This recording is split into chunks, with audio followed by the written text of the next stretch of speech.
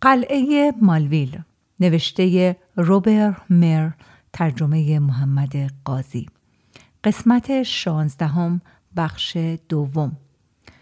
به من نگاه نمی کند، بلکه به جلوی خودش می نگرد. راست ایستاده، سرش بالاست و بی حرکت مانده است. اشک بر چهره سیاه سوختش جاری است. فقط پیشانیش سفید است، چون در تابستان همیشه کلاه حصیری سرش می گذارد. اینک در همانجا قرص و محکم ایستاده. دو دستش را روی دسته چرخ پل گذاشته و چنان است که گویی کشتی را در طوفان هدایت می کند. این چرخ را در آن ایام مومو می گردانید. او از این کار کیف می کرد و از شادی می رقصید. اینک شبح او را در جلوی چشم خود می بینم.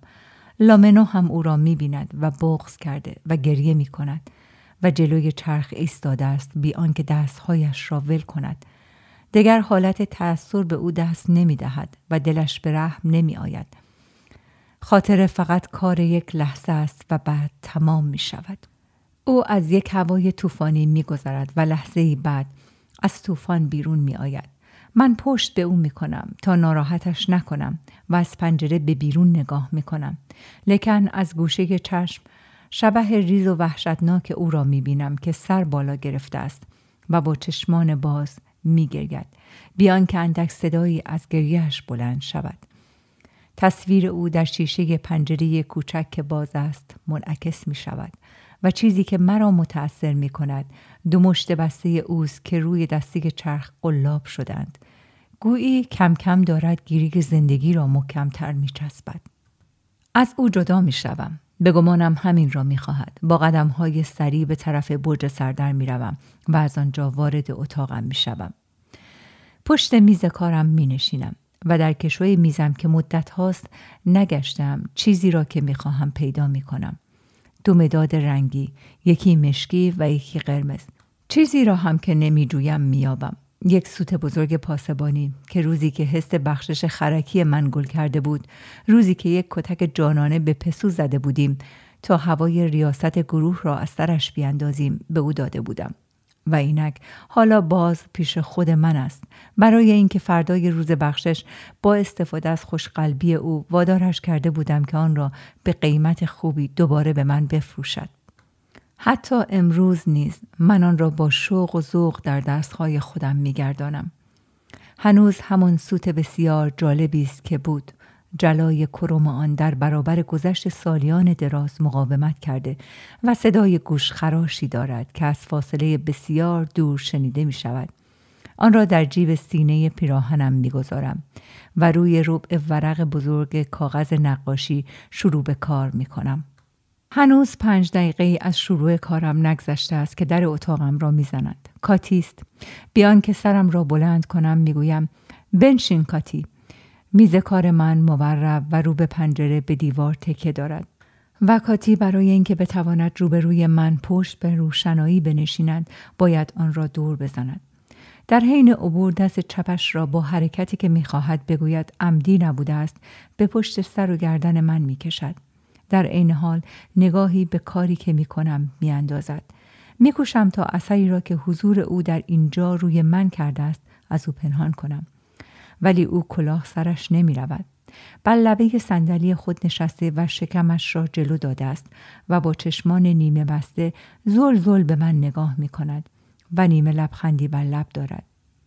می گویم مگر کار استبرها تمام شد کاتی؟ می گوید بله من دوش هم گرفتم و گمان می کنم این حرف را بی غرض نزد. اما من همچنان چشم به کار خود دوختم.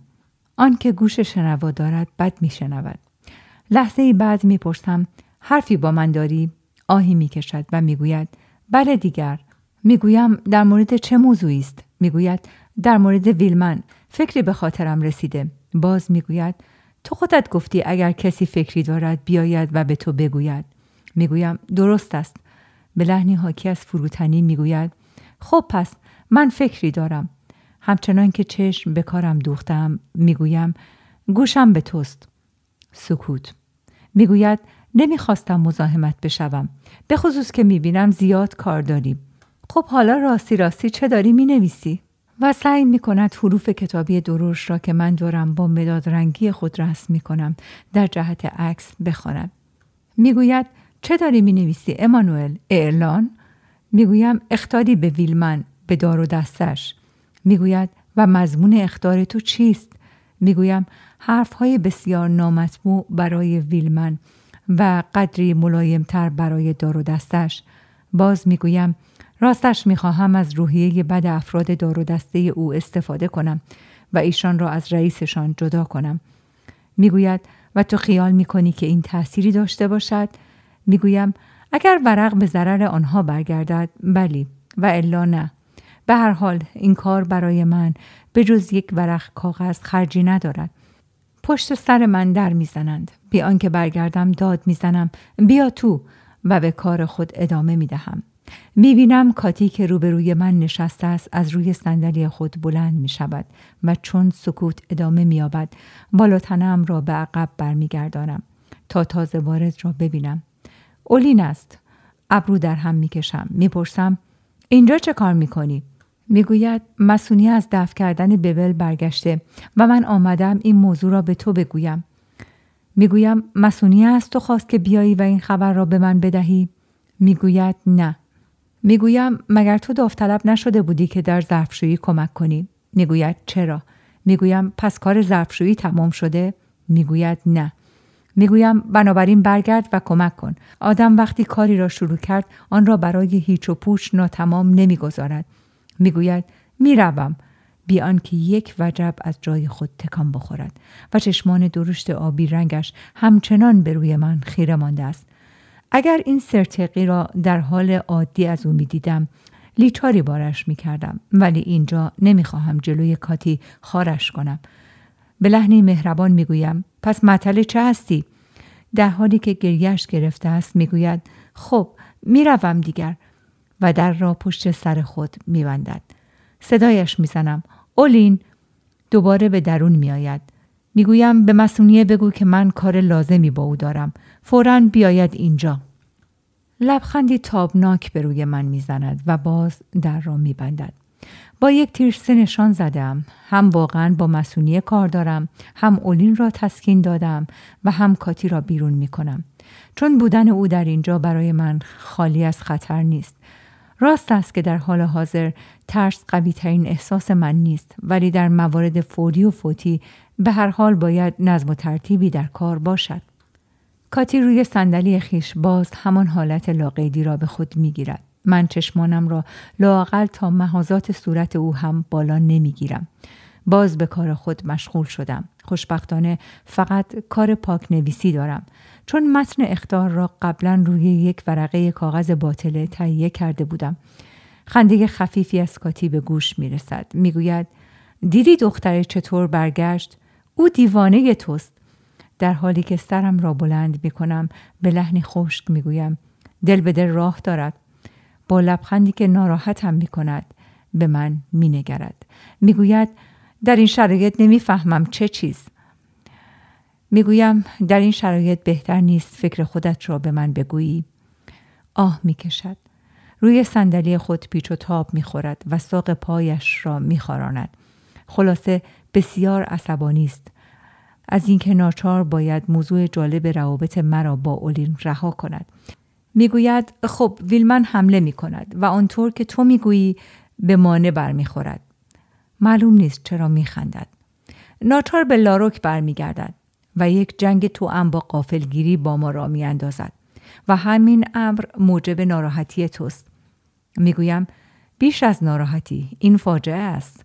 ممکن است صدمه زیادی به ما بزند. میگوید خب پس وقتی میخواهد به طرف لاروک برگردد باید او را از رسیدن به آنجا مانع شد. باید تعقیبش کرد. میگویم آخر او مقداری از ما پیش خواهد بود. کاتی پیروزمندانه به من مینگرد. میگوید بلی ولی آخر ما اسب داریم. ما تو متحیرم. پس بی خود نیامده بود بلکه به راستی فکری داشت و من که عمری با اسب سر کار داشتم چنین فکری به ذهنم نرسیده بود.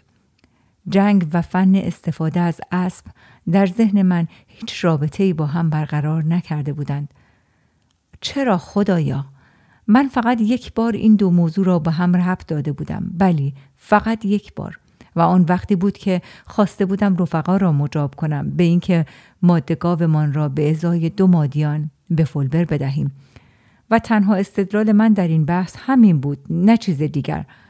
پس من توفیقی عظیم بر ویلمن داشتم که سوار نظام بود و در فکرش نبودم که از آن استفاده کنم.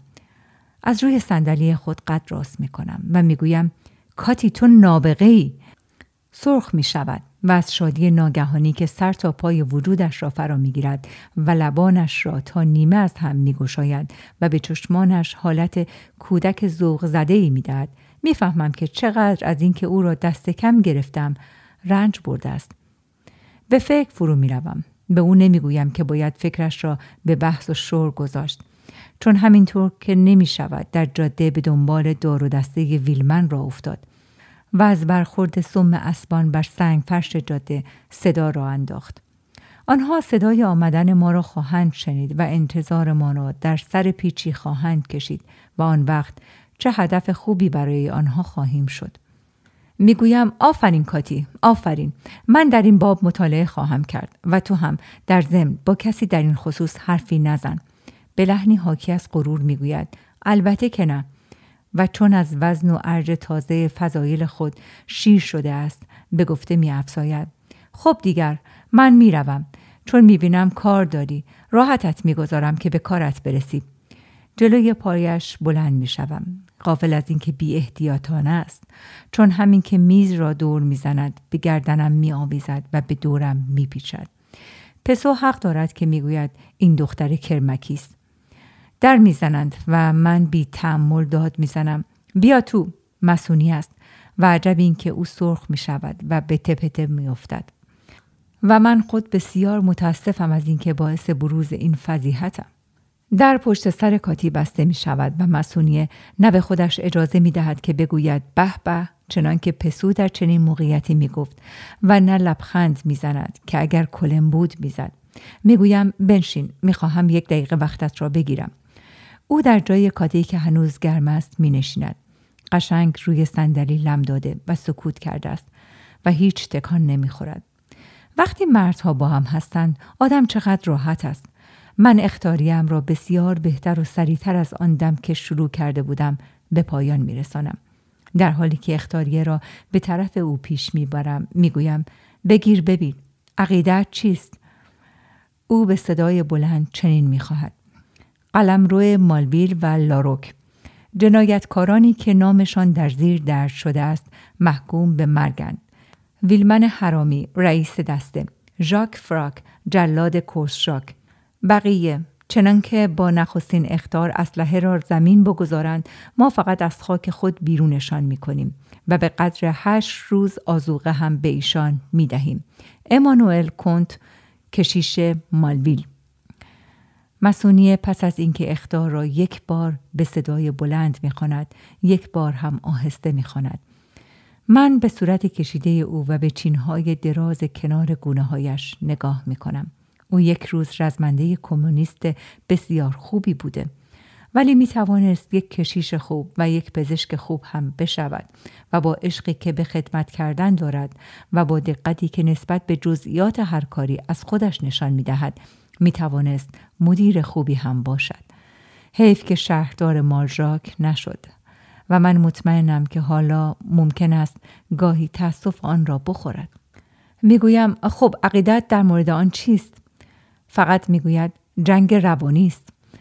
این فقط اظهار نظر است. تایید بعداً خواهد آمد. فکر میکنم بگذاریم خوب موضوع را حلاجی کند. میدانم که او در عمل کند است، ولی نتیجه نشخوارهایش به زحمت انتظار میارزد.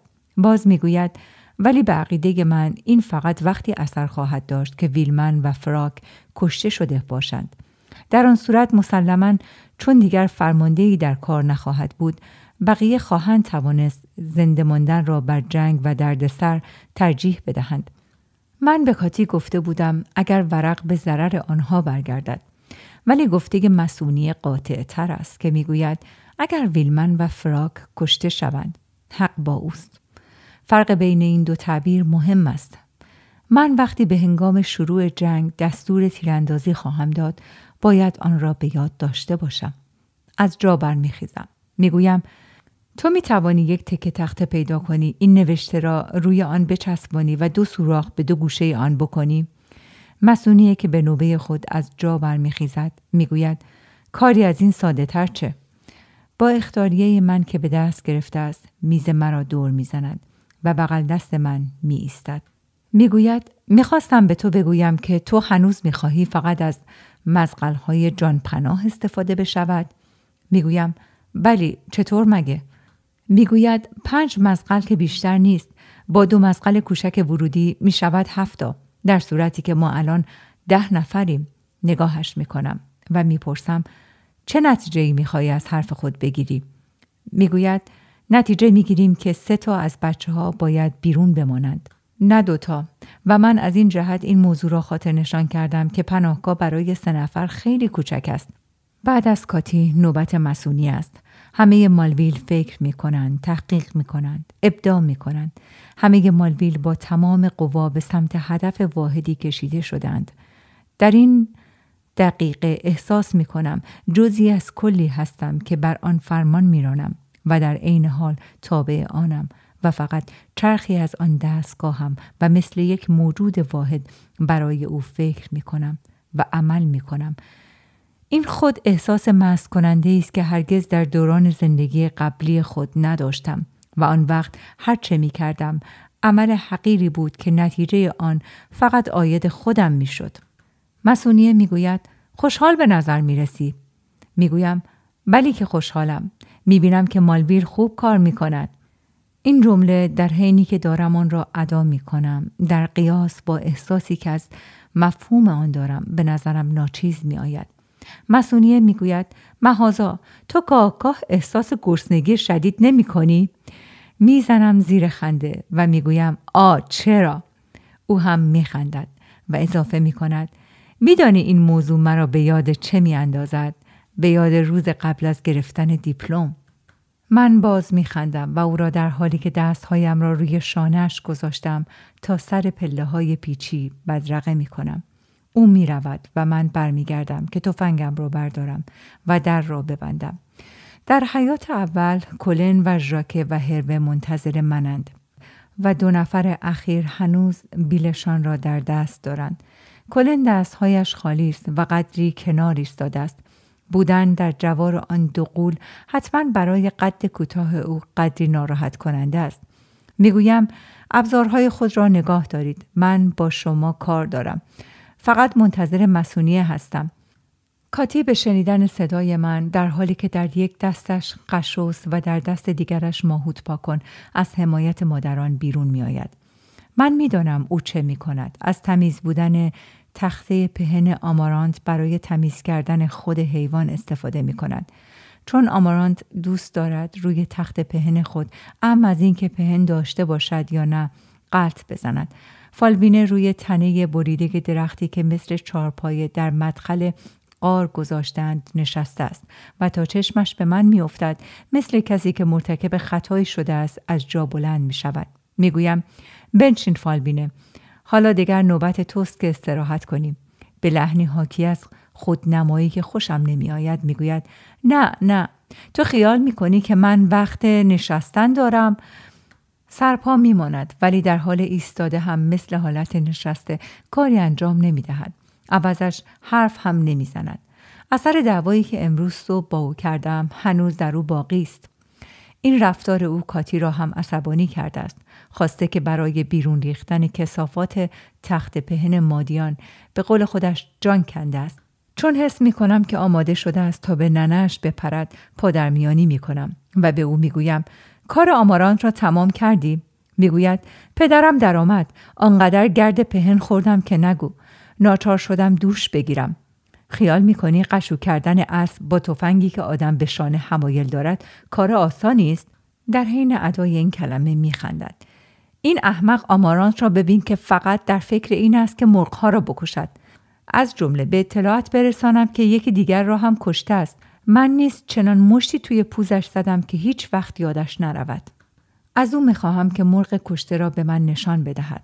خوشبختانه پیر مرغی است و من او را به فالوینه می دهم و می گویم بیا فالوینه، بگیر پرهایش را بکن و توی شکمش را خالی کن و بعد ببرش بده به لامنو. فالوینه قبول می کند، خوشحال از اینکه کار کوچکی در حدود وظایفش به او محول شده که نشسته هم می تواند بکند. اینک هنوز منتظر مسونی هستیم. زندگی در مالویل ادامه دارد. ژاکه با بازوان آویخته و متعجب از اینکه بیکار مانده است، با آن چشمان قشنگش که به چشم سگ میماند و با آن چشمان شکوه آلود و پرتمنا و نمناک از مهر و عاطفه به من نگاه میکند. هروه که با ژست لبندی سنگینی بدنش را روی یک پا انداخته است، به ریش خوشریخت و نوک‌تیز خود ور می‌رود و به کاتی نگاه می‌کند. ولی کاتی به او نگاه نمی‌کند و فقط نیمی برای او و نیمی برای من اشوه می‌آید و بیهوده قسمت‌های مختلف بدنش را می‌جنباند. کلن که به دیوار تکیه داده است، با لبخند پف کرده خود از دور به این صحنه می‌نگرد. فالوینه دوباره سر جای خودش نشسته و مرغ را روی زانوهایش گرفته. هنوز شروع به پرکندن آن نکرده است، ولی خواهد کرد. دارد خودش را برای این کار آماده می کند. کاتی در حالی که به چم و خم خود ادامه می دهد می گوید آخر این آمارانت تو به جز عیب چه دارد؟ گاز که می گیرد، توی پهنها که می غلطد، مرغها را هم که می کشد.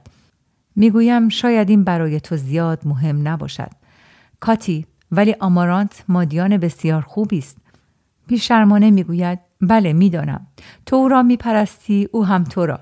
میخندد. خوب بود میدادی پایین قرارگاهش یک نرده هم بکشند. چه فایده دارد که 8 مرد توی این خانه باشند و یکیشان این کار را برای ما نکند؟ باز میخندد و از گوشه چشم به هروه نگاه میکند. از جمع جدا می شوم و با قدم‌های کشیده به طرف انبار برج سردر می روم. از آنجا یک حلقه سیم و یک گازنبر برمی دارم و علامت خود را روی لوحی که مخصوص توماست می گذارم. در حینی که این حرکات سریع را انجام می دهم، دوباره به فکر کاتی و پیشنهاد او برای استفاده از سوار نظام می افتم. فکر مسئولیت و تذکر گرانبهای او راجع به مزغل‌های طاقی نیز به سرم می افتد. ناگهان متوجه چیزی می شوم. متوجه آنچه همه ما در مالویل می کنیم. آن هم سریع و بسیار سریع. زیرا سرعت عمل در اینجا شرط بقای ماست و این کار آموختن فن جنگ است. واقعیت کور کننده است. دیگر حالت قیمومت وجود ندارد. نظم فقط تفنگ‌های ماست. نه تفنگ‌های ما، بلکه حیله‌های جنگی ما نیز هست. ما که به هنگام عید پاک به جز فکر مسالمت آمیز توفیق در انتخابات مالژاک فکری نداشتیم، اکنون مشغولیم که قوانین بیرحمانه قبایل جنگی بدوی را یک به یک به خود تلقین کنیم. همین که از انبار بیرون می آیم به مسئولیت برمیخورم که تخته درخواستی مرا در دست دارد. تخته را از او می گیرم. چه تخته خوبی است. حتی هنری هم هست. مسئولیت حاشیه‌ای هم برای دور ورقه اختاریه گذاشته است. ضمن اینکه با او به حیات اول برمیگردم، اختاریه‌ام را بار دیگر میخوانم. ناگهان پیچش خاصی هم در دل حس میکنم، ولی مهم نیست. زود برطرف خواهد شد. همین که به جمع میرسم، کاتی از من میپرسد که روی تخته چه نوشته است و من تخته را طوری جلو میبرم که همه بتوانند آن را بخوانند. کلن نیز جلو می آید. هروه با تعجب می گوید چطور؟ شما کشیش هستید؟ و این شما گفتن ناگهانی او همه را به خنده می اندازد. می گویم مرا به کشیشی مالویل برگزیدند، ولی تو می توانی همچنان به من تو خطاب کنی. هروه آن حالت تعادل خود را باز می گیرد و می گوید بسیار خوب کردی که این اختیاریه را نوشتی، چون در آن دسته بچه‌هایی هستند که ممکن است این نوشته در آنها مؤثر واقع شود. و خوب هم کردی که ویلمن را حرامی خواندی. این کثافت به پشتگرمی درجه‌ای که در ارتش داشته به توقعات نامشروع خود جنبه قانونی هم نمی‌دهد. از این هر دو تذکر خوشم می‌آید. چون هر دو مؤید چیزی هستند که خودم فکر می‌کردم و آن این که در دوران هرج و مرجی که ما در آن زندگی می‌کنیم روابط جز بر مبنای زور نیست و برخلاف آنچه ممکن است تصور کرد، درجه، عنوان یا شغل همچنان مهم شمرده می شوند. در بی‌نظمی عمومی مردم به آنچه از نظم سابق به جا مانده است متشبث می شوند و کوچکترین چیزی که به قانون و عدالت شباهت داشته باشد ایشان را به خود جذب می کند. بنابراین من با این عمل خود که لااقل روی کاغذ سردوشی‌های افسری ویلمن را کندم، ضربتی کاری به او وارد آوردم. میگویم کاتی، تو باید ما 5 نفر را از دریچه بیرون بفرستیم و تا مدتی که ما در بیرون هستیم نزدیک کوشک ورودی بمانیم. میگویم کاتی، تو باید ما 5 نفر را از دریچه بیرون بفرستیم و تا مدتی که ما در بیرون هستیم نزدیک کوشک ورودی بمانیم. و تو فالوینه، تو هم برو و به پسو بگو که ما می رویم بیرون قلعه. او الان با موریس در سرداب است. فالوینه بی آن که از جای خود بلند شود، در حالی که مرغ را هنوز دست نزده روی زانوی خود دارد، میگوید فوراً بروم؟ به لحنی خشک میگویم بلی فوراً، یالا بجم. کاتی میخندد و سر و سینه شادابش را بیشرمانه روی بدن باریک و ظریفش میجنباند و به راه رفتن ننش که مثل لرزانک تکان میخورد نگاه میکند. وقتی همه در بیرون قلعه به سر جاده میرسیم، من و مسونیه به سمت جلو میرویم و من دستورهای خود را آهسته به او میگویم. مأموریت او این است که بدهد یک حفره انفرادی روی تپه نزدیک 7 چناران بکند، حفره‌ای که دید خوبی روی نرده داشته باشد. قبول می کند. او را با هروه و ژاکه همونجا می گذارم و خود با کلن قدم در کوره راه جنگلی می گذارم. من از جلو می روم و به کلن دستور می دهم که پایش را درست روی جای پای من بگذارد، برای اینکه اگر دیدم شاخه هایی که به هم بستم به همان حال ماندند، راهم را در جنگل کج کنم تا آنها را نشکنم. همه آن شاخه ها را به همان وضع باز می‌یابم. پس حریف این کوره راه جنگلی را که به لاروک می رود کشف نکرده است. به همان دلایلی که قبلا گفتم حدسش را می زدم و خوشحالم که صحت حدسم ثابت شده است. حال می ماند دومین قسمت مأموریت من. آخرین بار که سواره از جاده به لاروک رفتم، معبری بسیار تنگ بین 2 تپه دیدم که در 2 طرف آن 2 تنه سوخته درخت روبروی هم قرار داشت. حال می‌خواهم سیم را که با خود آوردم بین این 2 تنه درخت بکشم و اخطاریه‌ای را که برای ویلمن تهیه کردم به آن بیاویزم. بدبختانه آن معبر حتی از کوره راه جنگلی برای پیاده قدری دور است.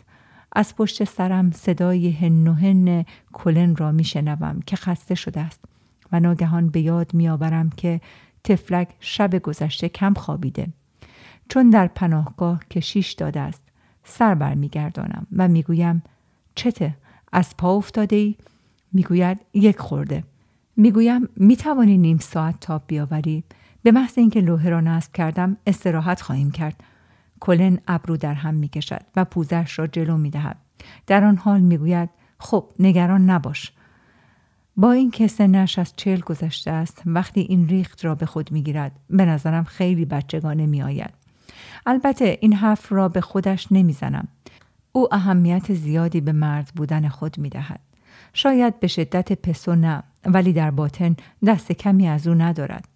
هوا خیلی گرم است و من زیاد عرق میریزم. یقه‌ام را باز میکنم و آستین‌های پیراهنم را بالا میزنم. گاه برمیگردم و شاخه ها را نگاه می‌دارم تا در رها شدن به صورت کلن نخورند. می‌بینمش که رنگ از رویش پریده. چشمهایش قدری گود رفته و لب‌هایش به هم فشرده شده است. وقتی می‌رسیم خیالم از طرف او راحت می‌شود. از کوره راه جنگلی تا سر جاده راه ابتدا شیب ملایمی دارد، لکن آخر به یک شیب تند و سنگی به طول 20 متری منتهی می‌شود. برای پایین رفتن میتوان در صورت لزوم خود را لیز داد. فقط وقت بالا آمدن زحمت خواهیم کشید. وضع زمین در آن طرف جاده نیز همین طور است و این خود حالت ناراحت کننده‌ای به خود جاده در این نقطه داده است. گویی جاده بین 2 شیب تند خفه شده است. با حرکتی تند زودتر از آنچه انتظار داشتم پایین میروم و به سرعت به سر جاده میرسم. سر سیم را از 2 سوراخ لوح رد میکنم و پیش از اینکه سیم را در عرض جاده بکشم و سر دیگر آن را به تنه روبرو ببندم، آن را به تنه درختی محکم میکنم. دیگر معطل نمیشوم. کلن که من نمیبینمش در انتهای حاشیه جنگل بر لبه بلندی دراز کشیده. تفنگش را جلوی خودش گرفته و مرا از سمت لاروک با آتش حفاظتی خود پوشانده است. این پوشش چنانچه ما با فرد واحدی سر و کار داشته باشیم پوشش خوبی است، ولی اگر دسته‌ای باشند چه؟ در آن صورت من بسیار آسیب پذیر خواهم بود، چون در پشت سر خودم تا سر پیچ بعدی به جز قطع زمینی کاملا لخت و بدون بوته و گودال مفری ندارم و اگر بخواهم خودم را به حاشیه جنگل برسانم، از هر طرف که بخواهم از آن 20 متر شیب تند بالا بروم در معرض دید کامل دشمن خواهم بود. متوجهم که حمایل بودن تفنگ به شانه‌ام بدین معنی است که نمیتوانم فوراً از آن استفاده کنم و در آن حال با کمک هر دو دستم با زحمت بسیار و با چندین بار لغزیدن و تا نیمه سقوط کردن و با تقلاهای پی در پی خودم را بالا میکشم و این همه با کندی بسیار صورت میگیرد. وقتی به پای تپه میرسم، کلن چنان خوب در حاشیه جنگل استتار کرده است که من او را در هیچ جا نمیبینم. او بیشک مرا میبیند، ولی از ترس اینکه مبادا سر و صدا را بیفتد مرا صدا نمیزند. صدای ناله جغدی را میشنوم. حیرت زده توقف میکنم، چون از روز واقعه به بعد همه جا را سکوت فرا گرفته است. نه جیرجیر حشره است و نه جیک جیک مرغی. باز صدای ناله جغد از خیلی نزدیک بلند می شود. به طرف صدا می روم و پایم به پای کلن می خورد. آهسته می گوید آی دقت کن، من اینجا هستم. می گویم تو صدای جغد را شنیدی؟ کلن خنده کنان و بی صدا می گوید خود من بودم، برای اینکه بتوانم تو را صدا بزنم، و با حرکتی خشک پیروزمندانه ضامن تفنگش را می زند. می پرسم تو بودی؟ واقعاً که خیلی عادی بود. من به راستی به اشتباه افتادم. میگوید مگر یادت نیست که در زمان گروه من از هر کسی بهتر صدای حیوانات را تقلید میکردم. و کلن از این لحاظ حتی امروز هم به خود میبالد. او آن زمانها در هر کاری که احتیاج به زور نداشت اول بود. تیراندازی با کمان، با قلاب سنگ، تیل بازی، حرکات چشمبندی، و نیز خوب می توانست با 3 توپ کوچک تردستی کند.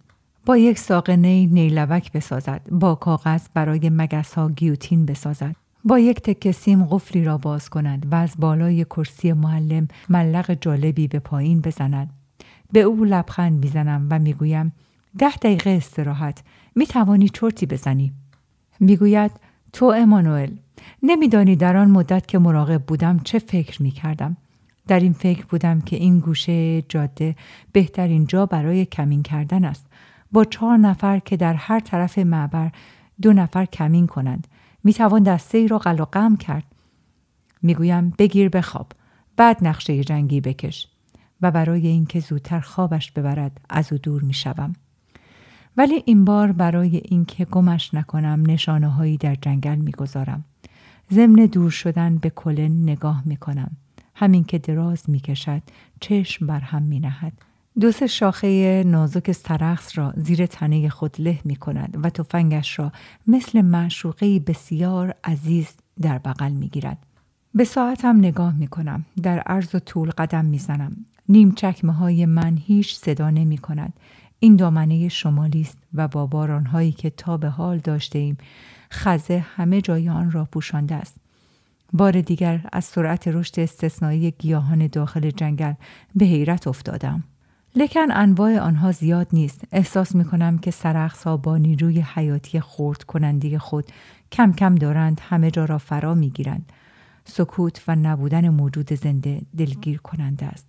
حتی اندک تار عنکبوت یا نخی از تار عنکبوت که از شاخه‌ای به شاخه‌ای کشیده شده بود مرا خوشحال می کرد. اگر از مناطق دیگری که کمتر آسیب دیدند حشره‌ها به منطقه ما کوچ نکنند، از آن می‌ترسم که دیگر هیچ وقت رنگ حشره نبینیم. پرنده چه؟ بر فرض که در جاهای دیگر پرنده ها مانده باشند، در اینجا چگونه می توانند بدون حشره زندگی کنند؟ جنگل در مدتی کمتر از ربع قرن احیا خواهد شد، ولی طبیعت ناقص خواهد ماند. از اینکه در چنین سکوت خفقان آوری در رطوبت جنگل محاط شدم و اندک نسیمی نمی‌وزد که برگ‌ها را تکان دهد، احساس تنهایی می‌کنم و لحظه بدی را می‌گذرانم. نه خیال کنید که از جنگ می‌ترسم.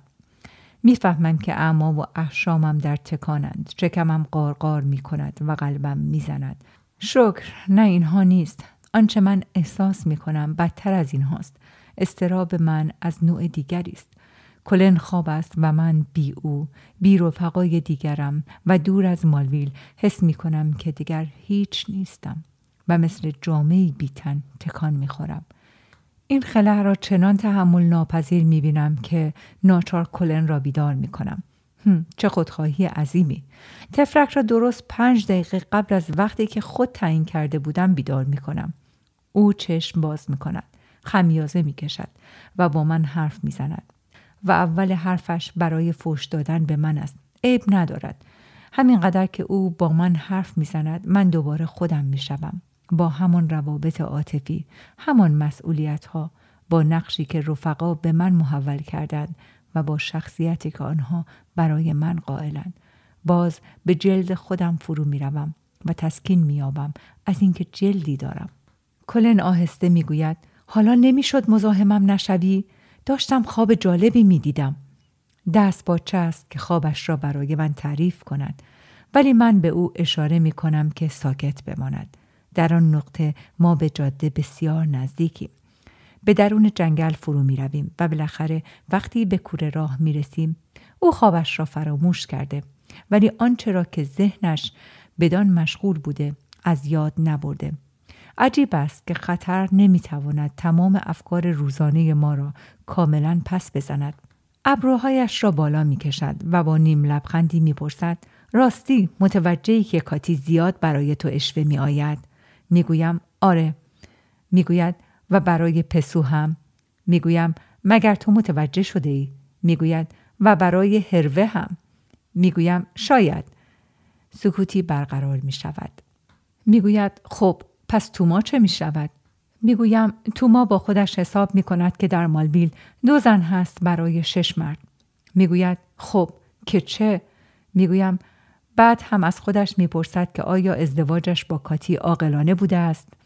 سکوتی برقرار می شود و کلن باز میپرسد به عقیده تو چرا تعداد زنها اینقدر کم است؟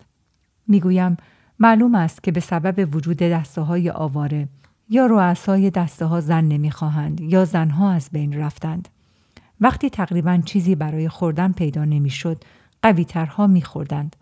میگوید در مورد کسانی چون ما چطور؟ میگویم منظورت با خانمان هاست؟ میگوید بلی. میگویم بگمانم این مسئله دیگری است.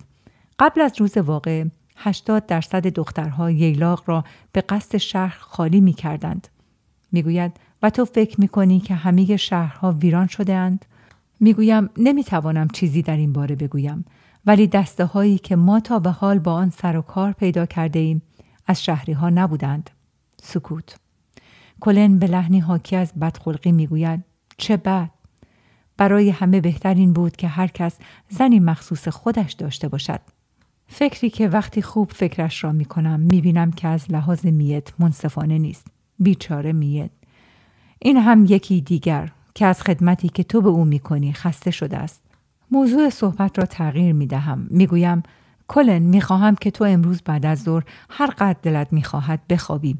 همونطور که پیش بینی کرده بودم ناراحت میشود. برای من شانه میگیرد و میگوید من چرا؟ راستی هم او چرا؟ لابد نه برای این است که او از همه کوچکتر است. موقرانه میگویم میخواهم در آرایش دفاعی نقش بسیار مهمی به تو محول کنم. در حالی که آرام گرفته است میگوید راستی؟ میگویم میخواهم تو آن حفره انفرادی را که مسئولیه مشغول کندن آن است اشغال کنی. میگوید پس در پناهگاه که خواهد بود؟ میگویم هروه و موریس. میگوید و من توی سوراخی. میگویم بلی، یعنی تو در تمام مدت شب نخواهی خوابید. ایشان می توانند نوبه به نوبه بخوابند ولی تو نه. کلن به لحنی حاکی از لاقیدی می گوید من از یک شب بیخوابی نمی ترسم. و سپس به گفته می افزاید اصلا هم چه خواهد بود؟ می گویم یک تفنگ 36. با خوشنودی تمام می گوید آه چه خوب. سر بر می دارد که به من نگاه کند. می گوید دیگران چه؟ می گویم هروه و موریس را می گویی؟ می گوید بلی. می گویم آنها تفنگ‌های خودشان را دارند. سکوتی برقرار می شود. می پرسد چرا هر سه با تفنگ 36؟ می گویم برای اینکه وقتی شما آدم‌های ویلمن را به تفنگ بسید آنها نتوانند بین صدای تفنگ‌های ما با تفنگ‌های خودشان فرق بگذارند. می ایستد و با لبخند پف کردش به من نگاه می کند. می گوید از صدا بلی ولی از اصابت نه. و سپس می افزاید تو فکرهایی داری که به عقل جن هم نمی رسد. می گویم تو هم. می گوید من؟ می گویم بلی. بعداً به تو خواهم گفت. هنوز کارم را تمام نکردم. امشب دوربین خودم را به تو خواهم داد. کلن می گوید راستی و من به گفته می افزایم گمان می کنم که ویلمن در سفیده صبح حمله خواهد کرد. انتظار من از تو این است که اول بار تو متوجه او بشوی و به من خبر بدهی. می گوید با مشعل الکتریکی؟ می گویم ابداً چون خودت را لو خواهی داد. می گوید پس با چه؟ نگاهش می کنم. می گویم با همون صدای جغد. او نیز به نوبه خود به من نگاه می کند. لبخندی نشاط‌آمیز به روی من می زند و چنان حالتی از غرور ساده لوحانه دارد که واکنش آن مرا اندک متأثر می کند. هرچند خودم انگیزه این حالت در او بودم. اگر امکان داشت من نصف این چند سانتیمتر اضافه طولی را که نسبت به او دارم به طیب خاطر به او می دادم تا دیگر در کوچکترین چیزی جبران کوتاهی قد خود را نجوید. لحظه ای بعد می گوید تو الان از فکر من صحبت کردی. چه فکری؟ می گویم بلی از فکری متعلق به کاتی و فکری متعلق به تو. کلن می گوید کاتی و فکر؟ می گویم بلی باورت نمی شود. شاید تو به خیال خودت او را خیلی بیکله تصور کرده بودی. هر دو به قدری که خنده خودمانی تحویل هم بدهیم مکث می کنیم و من باز می گویم اگر ویلمن عقب نشینی کند ما او را با اسب دنبال خواهیم کرد ولی نه از جاده بلکه از همین کوره راهی که الان در آن هستیم. ما خیلی زودتر از او به محلی می رسیم که لوحه را آویخته ایم و آنجا در کمین او خواهیم نشست. کلن با غروری توأم با خویشتن‌داری می گوید فکر کمین کردن از من است. فکر کاتی چه بود؟ می گویم کاتی فکر استفاده از اسب‌ها را کرده است. من هم فکر استفاده از کوره راه را. می گذارمش تا در آب غرور خود آب تنی کند. 5 دقیقه در سکوت با هم راه می رویم و آنگاه او با صدایی که قدری عوض شده است می گوید حالا فکر می کنی که ما کلک ویلمن را خواهیم کند؟ می گویم بله چنین فکری می کنم و به گفته می افزایم حالا فقط از این می ترسم که او نیاید. پایان قسمت 16 بخش 2. این بود بخش دیگری از کتاب قلعه مالویل. امیدوارم که لذت برده باشید. دوستان عزیزم اگر به این کتاب علاقه‌مند هستید و پادکست ها رو دنبال می کنید لطفاً پادکست ها رو لایک و کانال رو سابسکرایب کنید. متشکرم. روز و روزگار بر همگی شما خوش.